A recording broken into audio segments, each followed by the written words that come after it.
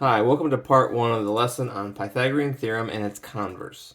Today we're going to be learning about how to use the Pythagorean theorem to find missing sides of a right triangle and determine whether or not we have a triangle that is in fact a right triangle. I'm going to direct your attention to this triangle on the right side of the notes page here. We're going to mark the angle that we think is the right angle. And in this picture, this appears to be the right angle, so I'm going to put a box right there. Okay.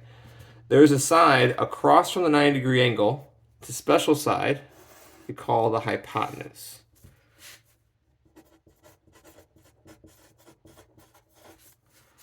And that's this side here.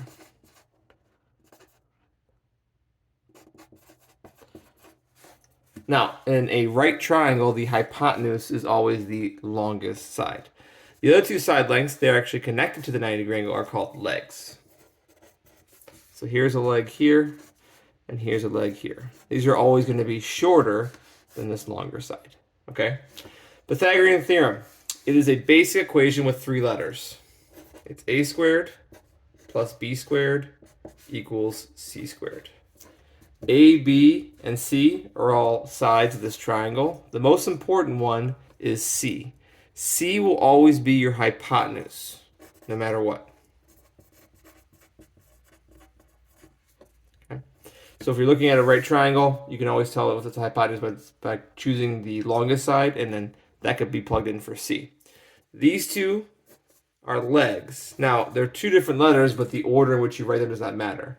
So if this one was like a 5 and this one was a 6, you could put a 5 here, a 6 on the left or on the right, or a 6 here on the left and a 5 on the right. It wouldn't matter. The legs does not matter. The hypotenuse definitely matters though, where you plug that in. So let's try an example.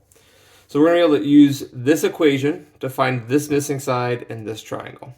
So I have my right triangle here, my right angle's here. If I draw an arrow across from that, I know that this side right here is my hypotenuse. Okay, so that's going to be my x, quote. So my a squared plus b squared equals c squared equation we just learned about, I'm going to plug in these three things in the correct spot. The longest side being x, c, we don't know, so it goes under c. Now you can leave it as c squared or you write x squared. It doesn't really matter what you put in for the letter, but you have to know that what you're missing in this picture is the longest side, which is always going to be c. 8 and 15 are your two legs. You could write 8 squared plus 15 squared, or you could write 15 squared plus 8 squared. It doesn't actually matter, okay? 8 squared plus 15 squared, you could type that in right in your calculator all in one step. You get 289 equals x squared. Now, a common mistake people make here is that they stop and say the value of that longest side hypotenuse is 289. The problem with that is you didn't find x, you found x squared. So at this point, you have one more step to do. You have to get rid of that square by square rooting both sides. And you do this because this square root and that square will cancel out.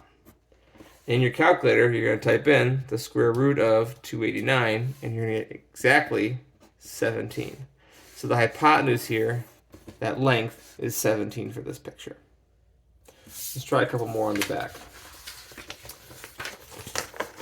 Number 1 on the back, top left here. So write down your equation, a squared plus b squared equals c squared. Let's always start with labeling which side is the hypotenuse, because that's the letter that really matters. So if I go to my right angle and I draw my arrow across, I know that this right here, that's c. So right now, underneath c squared, I'm going to write 11 squared and my equal sign.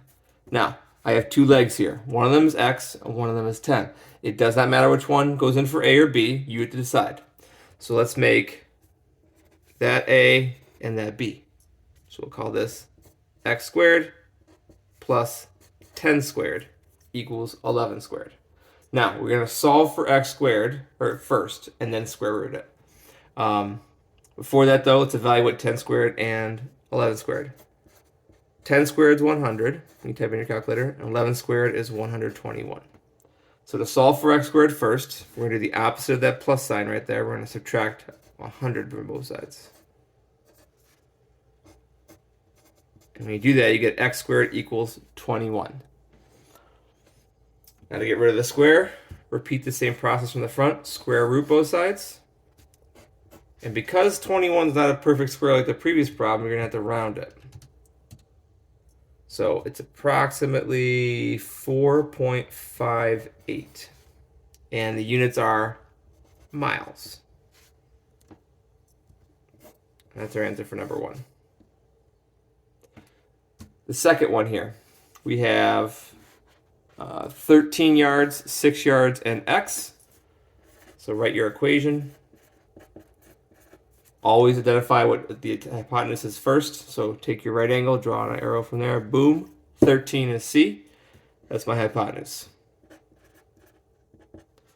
A and B will part, make those that A, that B again. Those could be swapped around the legs. Does not matter. So this is going to be 6 squared plus x squared equals 13 squared. Evaluate this 6 squared and 13 squared. 6 squared is 36. 13 squared is 169. Solving for x squared, we're going to subtract 36 from both sides. X squared equals 133. Then you're going to square root both sides. And again, we don't have a perfect square here, so we're going to have to round it. You got 11.53 yards. Okay. We'll do one more example on the back here for part 1. So we have these 3 sides for this example. Again, your equation, a squared plus b squared equals c squared. Identify c.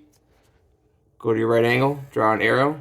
In case this problem we have x is equal to c, so that goes in here, it's missing. These 2 are my legs. We'll call that a, we'll call that b. 9 squared plus 6 squared. Again, you can swap those, doesn't matter. That's going to be 81. That's going to be 36. That stays x squared.